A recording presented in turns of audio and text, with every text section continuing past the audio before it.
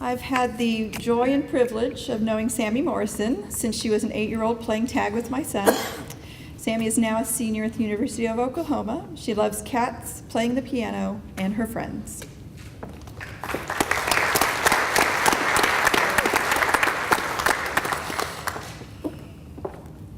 So about 3 years ago, I moved away from home and into the dorms at the University of Oklahoma, and I remember that day very clearly as one of the worst days of my life.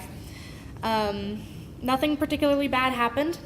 It was just amidst all of the excitement and the busyness, and I woke up early to have to get there, and it was just one of the most stressful times. I cried about 3 times during the day, off and on. Wouldn't even necessarily say it was different times because I was kind of crying throughout the entire day. I was so stressed out. I didn't want to be there. I didn't want to do anything. I was excited to move away and start my own life and start to do my own things and live away from home, but all of the stress of the life changes that were happening was so much for me that day I just remember so horribly. And also that day is a really good projection of how the rest of my freshman year went. I really enjoyed the freedom and being away from home and living my own life and making my own decisions, but I was suffering from an anxiety disorder that I didn't realize I had. I've been studying psychology a lot throughout my high school years. I always thought it was really interesting, and so I thought that I would recognize the symptoms of such a disorder in myself if I ever had them, but that definitely wasn't the case. It's so much different experiencing it than it is reading about it. I had no idea.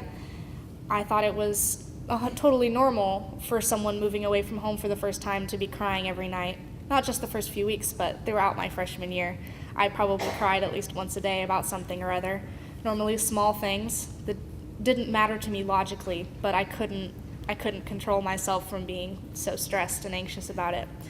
I remember I was totally afraid of driving my car. I didn't have a car for a while, and then even once I did get one, I was too scared to drive it, so I was kind of stuck in Norman, isolated, away from my family. I couldn't go to the store to get things. I had to ask my friends to take me, and all because I was too afraid to practice driving to get my license, and then I was too afraid to actually drive the car once I got my license. I was upset at my boyfriend all the time, even though he was wonderful. He never did anything wrong. He never did anything bad, but just little things would set me off and make me upset, and I would be crying again. And I would tell him, I'm so sorry, I don't know why I'm upset, but I'm upset. And all of this I thought was just a normal experience that anyone living away from home would have. It got even to the point where I would be having sort of suicidal thoughts. I never actively wanted to kill myself, but I would be walking across the street from the dorms to my classroom, and I would think to myself, you know, if a car just came zooming past and got me, maybe that would solve some problems. Maybe it wouldn't be so bad if I just got run over by a truck today. And that was kind of scary, but I still didn't think anything of it.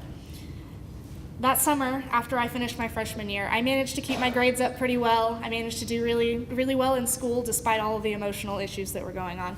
But I moved back home with my family that summer, and that's when they could tell that something was going on with me. I still had no idea that this was anything other than normal. And towards the end of the summer, my mom dragged me to the doctor, and she told our doctor, Sammy's been really stressed out lately. I was wondering if there's anything we could do about that. And I just started crying because I didn't want to admit that it was anything wrong. I didn't want to admit that I had a problem. I didn't want help because I didn't think there was anything wrong, and I just didn't want to face that fact. But so I was crying in the doctor's office, and the doctor said, okay, Sammy's mom, will you please give us some privacy for a second? We're going to talk. And she asked me if I wouldn't mind adding another pill to my regimen. I was already on birth control. She said, how bad would it be really for you to add something else along with the birth control? And I was like, I mean, that wouldn't really be hard. And she told me it was like a vitamin for your brain, anxiety pills. She prescribed me an SSRI called escitalopram or Lexapro. And the way she described it, she said it was a vitamin for your brain. It wasn't going to do anything wrong. It wasn't bad to be taking it. There was nothing wrong about it. It was just going to give your brain the little extra something it needs to function. And in the midst of me crying, I realized that this did sound like a good idea. I didn't want to admit that I had a problem, but I could admit that I didn't feel good, and she was offering me something to help me feel better. So I said, yes, let's try this. And that night, I did not want to take that pill. I was so scared. I remember looking at this pill and thinking, I can't take this. It's going to change my brain. It's going to change the way I think. It's going to change who I am. I can't do this. This is crazy. I read the list of side effects. I read the list of withdrawal symptoms, and I was so scared. But I realized that that was just another symptom of the anxiety. I sucked it up and took the thing, and within just a few days, I felt miles better.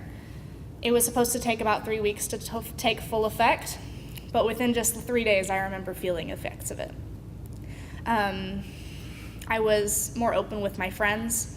I was more talkative with my coworkers. They pointed it out, actually, like, Sammy, you're really talkative today. Like, I know, I'm not afraid of you.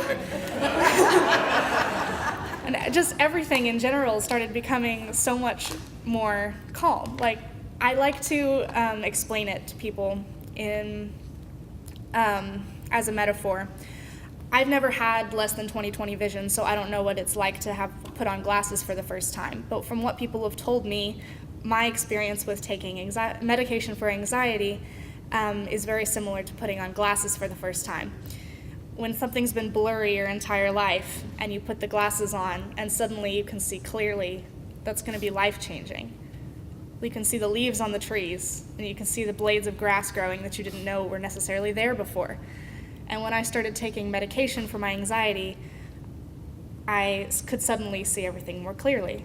I could see that people weren't scary, people weren't always out to get me. Nothing necessarily bad was going to happen just because I went out of my house. And I'm going to open my notes again. One of the most optimistic things about all of this is looking back now to the time I was at 3 years ago and comparing the differences. One of the biggest things is there's one of my friends lives about 45 minutes away from where I live right now, and 3 years ago I made that drive by myself for the first time, back before I was on medication, when I was still terrified of getting behind the wheel. I sat at my computer and I got on Google Maps and I went in Earth View and I looked at every single step I clicked through down the highway, a 45-minute drive, so that I could see every single piece of the road that I would see in real life and imagine it as I was going through, so that I would know what to expect. On top of that, I also wrote down the directions by hand on a piece of paper and taped it to my mirror in my car so that I could look at it when I was driving. And I had a GPS, and I had my phone next to me ready to call someone in case I got lost. All of these precautions to make this drive that I've been there before. I'd just never been in the driver's seat. I'd always been a passenger before. But still, I needed all these precautions to feel safe, and I still felt like I was shaking the entire way there. I made that drive again last week, and I've only been there a few times, so I don't know the route super well, but I just got in my car and drove there. I didn't look up I had my GPS in my car in case, but I didn't need to look up the address on it. I didn't go in Earth View. I didn't write down the directions. I just drove and hoped for the best, and I was totally fine. And it's things like that where you can see progress that give me the most optimism. I still struggle with anxiety sometimes. I'm struggling a lot more with depression now, which is a different story. But looking back and being able to see that I've made solid progress with my mental health is very comforting. One of the hardest things all along about having any mental health issue has been that I felt misunderstood, that I felt like no one could really connect with what I've been through. I've never had anything very severe, but even the little things, it kind of spirals down when you feel like there's no one to connect with. It just gets worse and worse and worse, and people can connect with you even less in your own mind, at least in mine. So anyway, the reason I am telling you all this story today is because I hope that by sharing it, that at least one person will feel understood, because that was my that and medication was my ultimate path to recovery. Thank you.